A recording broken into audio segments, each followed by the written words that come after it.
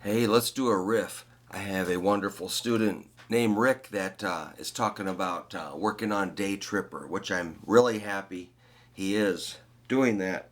So I'm sure you've heard the riff or worked on it at some point.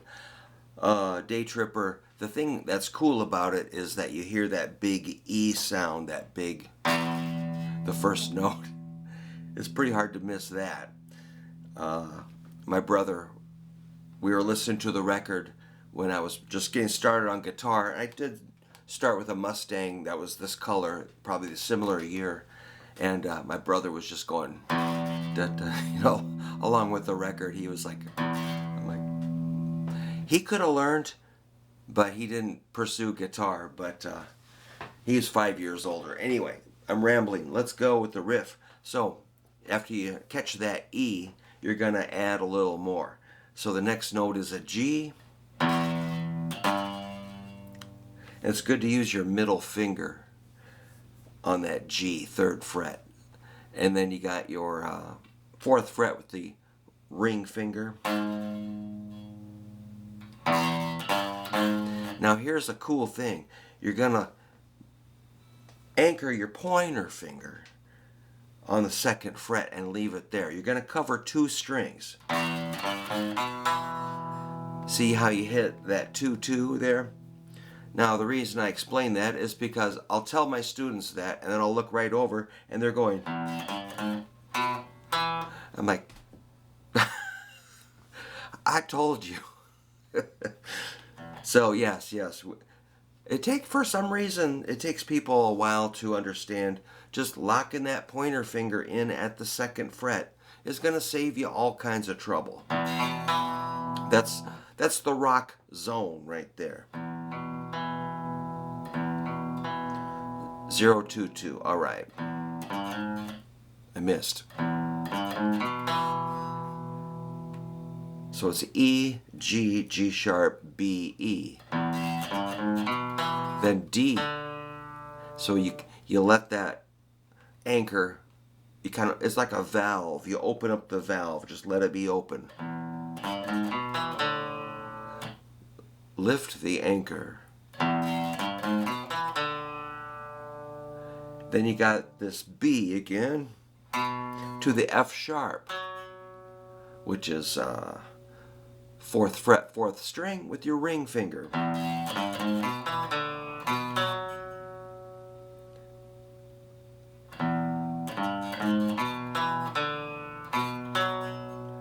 I think there's 3 more notes. B, D, E. 2, 0, 2. There you sort of, again, pick up your index. So again, you're going to be kind of anchored, let it up, put it down, let it up, put it down. So that's really important to get that pointer finger. If that's not in place correctly, this is never going to work. So yeah, I think that riff happens about 7 times. So E is the root or the 1 chord. Then you're going to go to the 4 chord, which is A. The 4th note in an E major scale is A. So we say we go to the 4. It's the exact same thing, 1 string over. You probably know that. But the next parts in the song, I could figure this out when I was a teenager, but I could not figure out the chords. So we'll get to that. And then you're back to the main riff. I mean, that's pretty straightforward, but when it gets to the chorus, I thought it was beyond my grasp. But eventually I figured out it was an F sharp. Now I've got the official transcription. It's got some kind of different strumming and stuff. Let's simplify it and just go F sharp, maybe a power chord.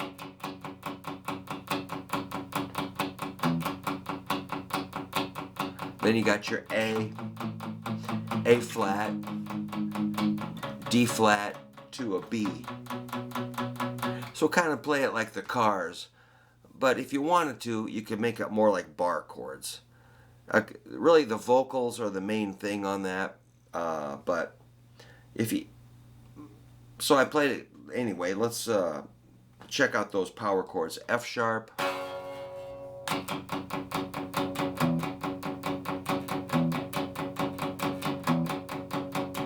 then your A. So that F sharp is at the 2nd and 4th frets. A is at 5th and 7th.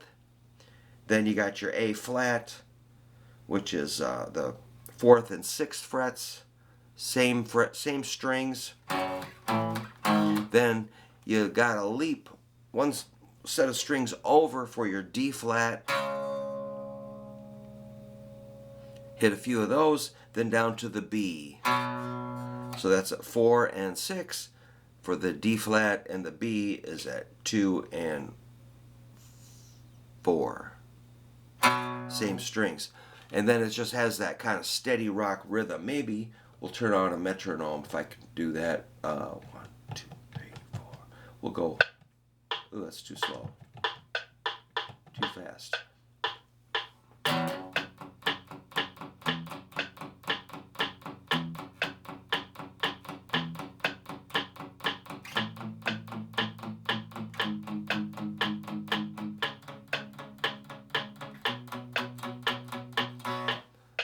That was 118. So you notice I was picking up the index finger, which I'm not doing exactly like the record. You can look it up, or I can send you a PDF. You won't like it. Nobody does. But I think it's better just to rock it straight up. Because, man, I played the song in bars for way longer than the Beatles played it. So I know better? No, I'm just saying how we played it. So I'm picking up the index for a little, like a pickup lead in.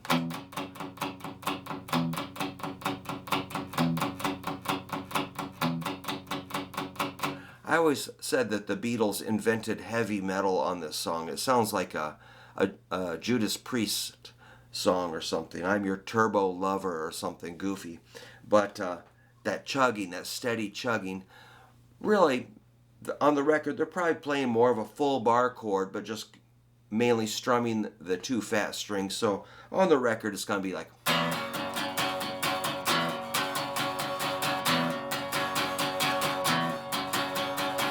Something like that, hitting more strings.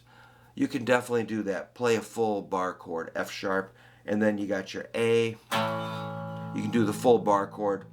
We should probably call it G sharp instead of A flat to be correct.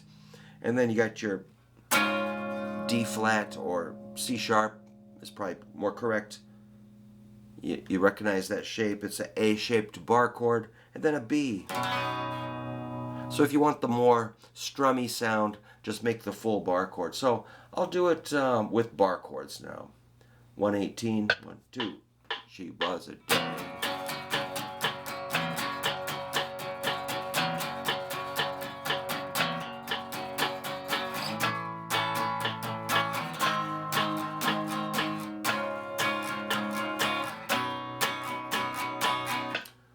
That sounds more like the record, kind of strummy versus, punk rocking it. Alright, so you got your verse, your chorus. Somehow I was able to figure that out. But now, when it gets to the bridge, that's where the riff gets much more difficult, because there's no more open strings. So that's going to be like. That's horrible. So you have to make the same sound, but just a different chord. We're on the 5 chord now. Remember, it's a 1, 4, 5. So, the verse has 1 and 4. And then the chorus is, a 2, 4. That's a 3. It's a 6 and a 5. But anyway, the bridge. I would start with maybe the B power chord, and then you're going to have to slide from a 5 to a 6. Yikes. On the 5th string. So it's a 2 and a 4 for the chord, and then slide up. Then you got your 4/4 on the 4th and 3rd strings. Then a 2 on the 3rd string, that's an A. So we got our B5, D to D sharp, F sharp, B, A, and then a F sharp again, then the C sharp, which is 6th fret, 3rd string. Then of course our F sharp, A, B.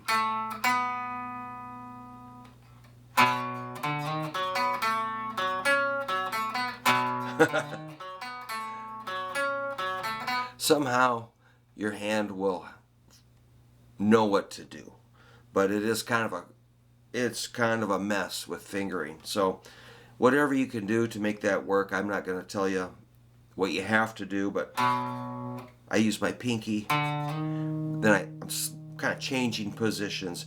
Middle finger's kind of handy here. Then it gives you space to reach down to the 2, back to the 4, and then pinky can get the 6, which is really kind of proper if you play bass, you know.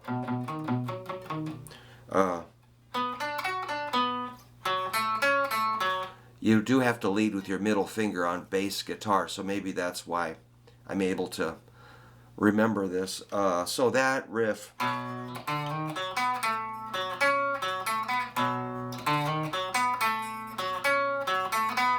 happens, I don't know, is it 2 times? The tricky part is if you're doing it live, you have to do the you know, in harmony. It's got to sound like the Beatles, so good luck. But the guitar part's plenty fun. We used to try to I don't know what we did. Somehow we kept getting new gigs, so we survived.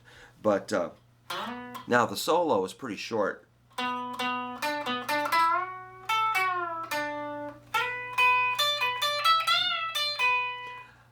That's pretty cool. So it starts on this 9th fret of the 4th string, the B, 2 B's, then D, which is 3rd string, 6th or 7th fret, back to the B.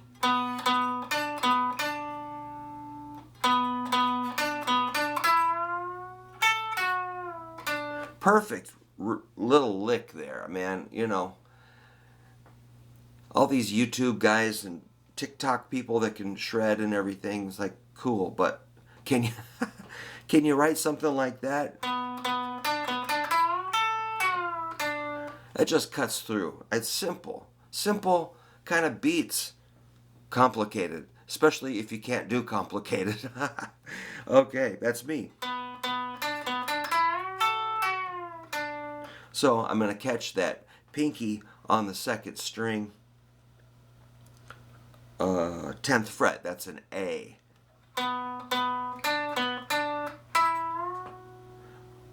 You're bending that 3rd string, 9th fret, E.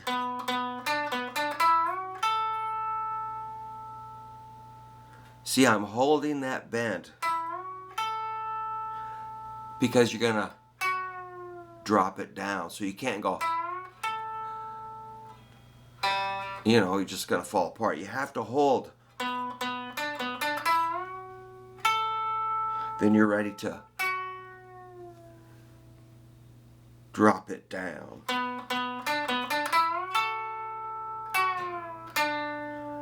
I think you end on a D, then you jump up here to the 12th fret, B, 2nd string, 2 B's, then this D, 1st string, 10th fret, kind of back and forth. That's an E on the 12th fret, and then that's it. Again, you're going to bend up and then let it down with control. You can't just let it flop. It's got to it's got to land back down to the E.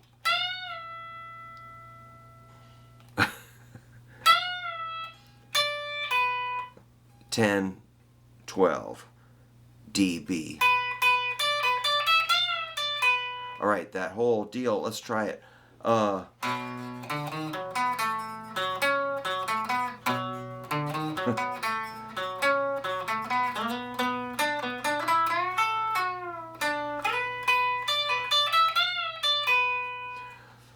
Man, that might be the extent of my ability to shred. But you know, who sold more records, the Beatles or Yngwie Malmsteen? I don't know. I like Yngwie Malmsteen a lot too. But sometimes a simple, effective soloing is probably wins the day as far as the public. You know, ask your average person if they've heard of Yngwie Malmsteen, and maybe they haven't. But I do love his music. All right, so then you're back to your, riff of the verse and everything, verse, chorus, everything. We used to end it like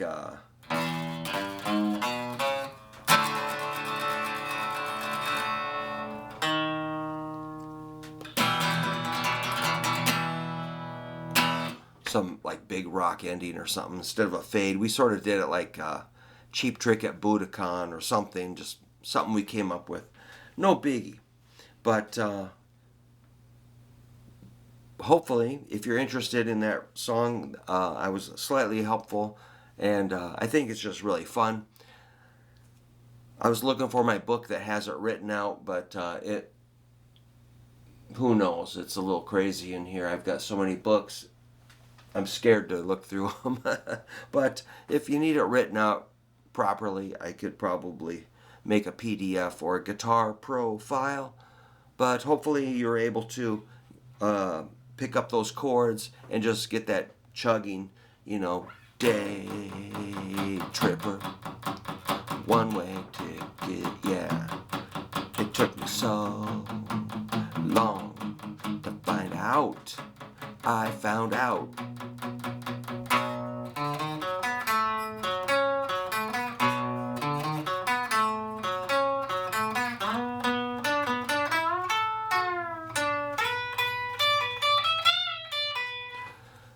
There might be more in there. There's like a guitar that goes.